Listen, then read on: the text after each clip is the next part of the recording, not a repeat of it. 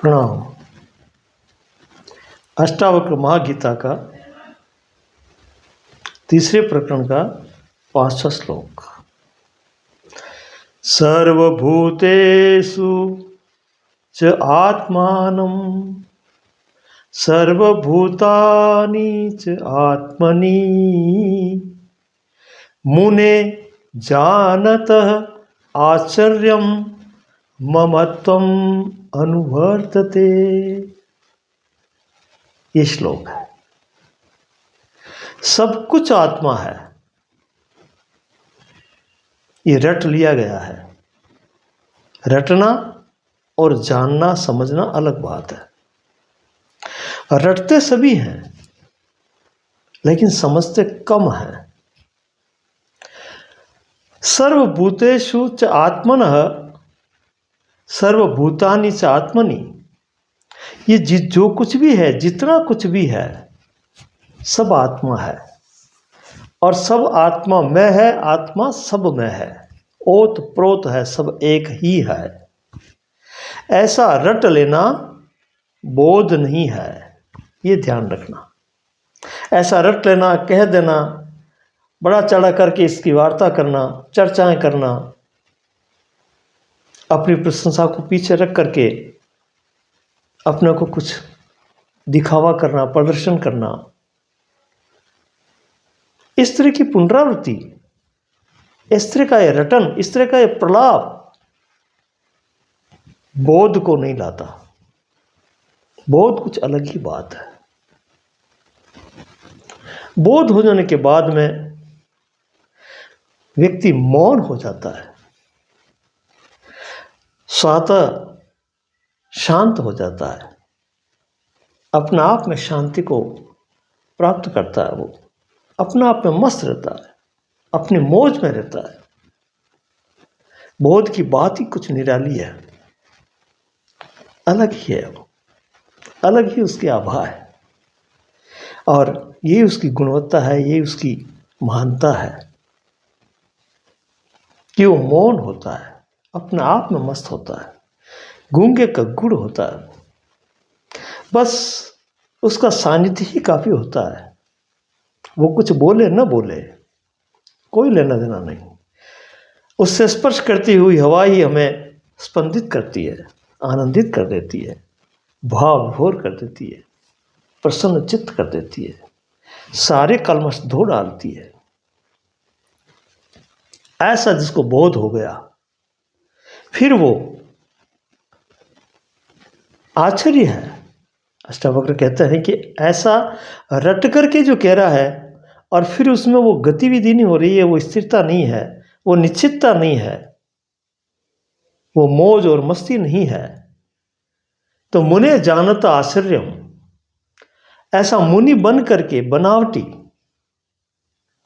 बाना पहन करके बनावटी त्याग दिखाता हुआ, भीतर तो हलचल चल रही है लेकिन बाहर से ऐसा शो करता है, ऐसा दिखावा करता है कि मुझे कुछ नहीं चाहिए।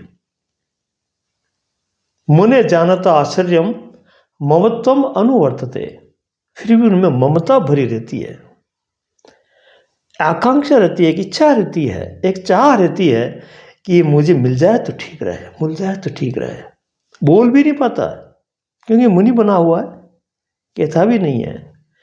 बहुत से ऐसे व्यक्ति हैं जो ऐसा बाना बना करके, मुनि मौन व्रत धारण करके, त्यागी नाम अपना रख करके और अपने चेलों को, शिष्यों को साथ में झुंड में रहते हैं और कहते हैं कि मैं तो नहीं लेता, इसको दे दो, मैं तो उस पैसे को हाथ ही नहीं लगाता, लेकिन अगर कुछ देना है तो मेरा शिष्य ले लेगा, जबकि उपभोग वही करता है। फिर ये हालत है। ऐसी हालत में, ऐसी रटन में, ऐसे दिखावे में बोध कैसे आएगा? बड़ा मुश्किल है। तो रट लेना और वैसा ढोंग बताना, वैसा दिखावा करना, प्रदर्शन करना बोध की ओर गति नहीं है। ये पक्की बात है। इसको समझना होगा, बड़ी गहराई से समझना होगा, बड़ा ध्यान देना होगा इस पर, तभी जाकर के कुछ घटित होगा।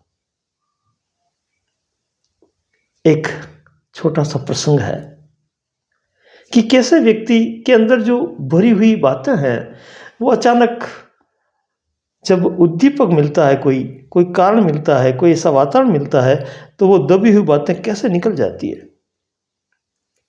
एक महात्मा बचपन से ही संन्यास लेकर के अपने घर से जंगल की ओर निकल पड़ा। छोटी सी कुटिया बना ली एक नदी के किनारे और वहीं रहता, वहीं आत्मचिंतन करता, ध्यान करता, अभ्यास करता, योगाभ्यास जो भी था वो उनकी प्रक्रिया नियमित रूप से चलती रहती। बहुत वर्ष बीत गए, करीब 70-80 वर्ष जो है उस देह के हो गए उस महात्मा के, और एक घटना घटती है। उसको लगा इतना समय होने के बाद में कि मैं अविचलित हो गया हूं, निर्भय हो गया हूं, ममत्व से रहित हो गया हूं। कहा है ना इसमें, मुने जानता आश्चर्यम ममत्वम अनुवर्तते। फिर भी उनमें ममता बनी रहती है इतना लंबा समय होने के बाद में। ये आश्चर्य की बात है। अष्टावक्र कहते हैं जनक को कि तो यकायक ये मत मान लेना कि ऐसा हो गया। ये सब आश्चर्य की बातें हैं।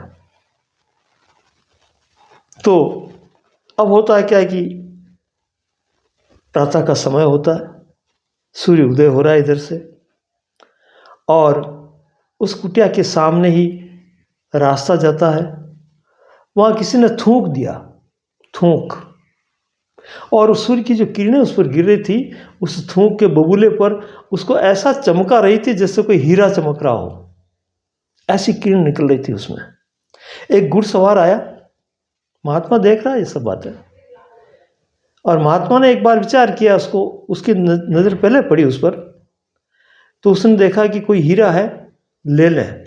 वो उठने ही वाला था कि एक घुड़सवार आया, उसने देखा उसको, उसने कहा हीरा है। किरणों में ऐसे दिख रहा था वो, सूर्य की प्रभात की किरणों में। तो वो घुड़सवार जो है उतरने लगा घोड़े से, तभी से एक घुड़सवार और आ गया, और उसने कहा कि तू मत ले इसको, मैंने पहले देखा है। पहले वाला घुड़सवार करा है कि मैंने पहले देखा है, ये हीरा मैं लूंगा। तलवारें खींच गई, दोनों लड़ पड़े, एक दूसरे की गर्दन काट दी। ये सब दृश्य वो महात्मा देख रहा है। उसमें भी ममत्व पैदा हुआ था कि इस हीरे को मैं लूं। तो दोनों मर गए वहां। फिर महात्मा गया, उसने जो हाथ लगाया, हाथ उसका गीला हो गया, किसी ने थूका था, वहां मुंह से थूक दिया था, उसके बबूले चमक रहे थे।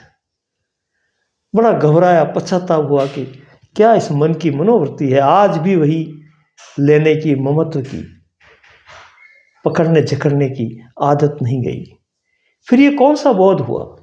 भटकन तो वो की वो, दौड़ धूप वो की वो, मर मिट रहे इसके लिए, जगड़ रहे हैं, और फिर वो जो है अंदर का ममत्व है वो जा नहीं रहा है। तो फिर रटने से, कहने सुनने से ये बात नहीं बनती। कैसे भी मुनि बन जाओ, कितने भी ज्ञानी ध्यानी बन जाओ, और अंदर से जो वो कलमश है, वो जो विकार है, वो मैल है, वो जो कुवृत्ति है मन की, वो पकड़ अगर नहीं छूटी तो कहाँ मुक्त हुए, कहाँ स्वतंत्र हुए, कहाँ बोध की उस लहर को प्राप्त करने की योग्यता आई? अभी तक पात्रता नहीं आई, अपात्र बने रहे। ऐसी दृष्टि में रटना, कहना, सुनना, आत्मा ऐसी है, आत्मा वैसी है, मैं वैसा हूं, मैं ब्रह्म हूं, अहम ब्रह्मास्मि, आदि जो रटन की बातें हैं, तोता रटन, इससे काम नहीं बनेगा। अगर ये ऐसा होता तो तू खुद भी वैसा होता, तेरी वैसी आभा होती, तेरी वैसी महिमा होती, तू अपने आप में वैसे आनंदित होता, वैसी मुखरता तुझमें नजर आती। लेकिन ऐसा है नहीं। जो वो घटना घटती है, ऐसी स्थिति परिस्थिति आती है, और तू प्रभावित हो जाता है, फिर दौड़ धूप करने लगता है, फिर जो है खींचातानी शुरू हो जाती है, फिर वही दूध चक्र शुरू। तो हुआ क्या इतने दिन? इसका मतलब कुछ ढोंग करता रहा, तू कुछ दिखावा करता रहा, समझा नहीं, उसमें गति नहीं हुई, उसमें स्थित नहीं हुआ, तो उसमें रमा नहीं, जिया नहीं। तो ऐसा विचित्र संकेत अष्टावक्र जनक के प्रति बार बार कहते हैं और उसको सावधान करते हैं कि गहराई से देख, तुम इतना उतावला मत हो, इतनी जल्दबाजी मत कर, गहराई से देख करके इसको परख करके और अपनी कसौटी, विवेक की कसौटी पर कस करके इसको देख कि वास्तविकता क्या है।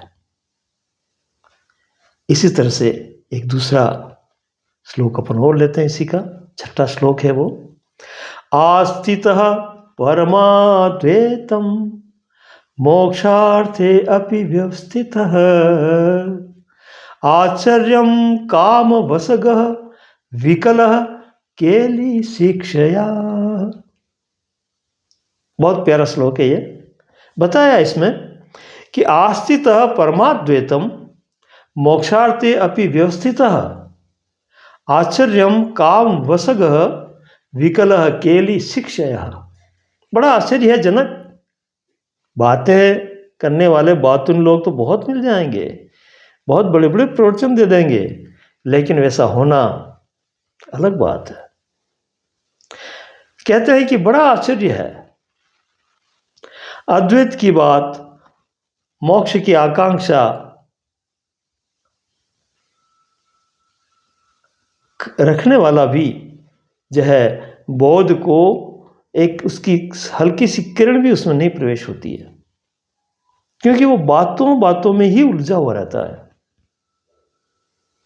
बातें चाहे कितनी भी कर लो, लेकिन होना एक अलग बात है, वैसा हो करके जीना ये बिल्कुल ही अलग बात है। बताते हैं वो कि आश्चर्यम काम वसग विकलः केली शिक्षया।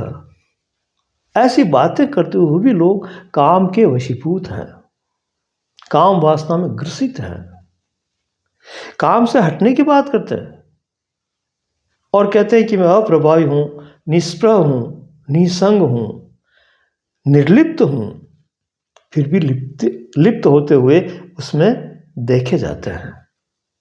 और हैं ऐसे, बातें बड़ी ऊंची करते हैं, लेकिन उस वासना से वो अलग नहीं हट पाते, उसी वासना में लिप्त रहते हैं। तो ऐसे काम के वश व्यक्ति की अभिव्यक्ति यथार्थ नहीं होती है। जो खुद काम के वश में है और काम से अलग होने की बात कर रहा है, वो कोरी बात है। वासना को में रहते हुए भी वासना से निर्लिप्त रहना, जल कमलवत रहना, उसके प्रभाव से वंचित रहना, ये सही समझ वाले की ही बात हो सकती है। जो सही समझा है, जो अपनी सही स्थिति में है, वही ऐसा कर सकता है, वरना कोरी बातों से इस वासना से अलग होना बड़ा मुश्किल है। क्योंकि ये माया बड़ी ठगिनी है। संत कबीर ने भी कहा है कि माया माया ठगिनी हम जानी, तीरगुणी फांस लिए कर डोले बोले मधुरी बानी। सत्व रज तम तीनों गुणों की फांसी लेकर के माया इस संसार में व्याप्त है, बड़ी मीठी और मधुर वाणी बोल करके हमें फंसा देती है, और हम भी उसी का वर्णन करते करते उसी में फंस जाते हैं। बात करते हैं अलग होने की, लेकिन उसमें लिप्त होते जाते हैं। तो ये जो ममत्व की बात है और ये जो वासना की बात है, ये बातों से दूर नहीं होगी। ये जब तक हम हमारा निज स्वरूप जान करके उसकी महत्ता को नहीं पहचानेंगे, उसमें स्थिर नहीं होंगे, उसके आभा की झलक हम में नहीं आएगी, तब तक जो है ये वासना का अंधकार हमें ढांके रहेगा, हमें दौड़ाता रहेगा, बातों से नहीं जाएगा, रटने से नहीं जाएगा। इसके लिए तो हमें बिल्कुल सचेत और सावधान रहना होगा, गहराई से अवलोकन करना होगा, गहराई से समझना होगा, तभी जाकर के ये बात बनेगी। धन्यवाद।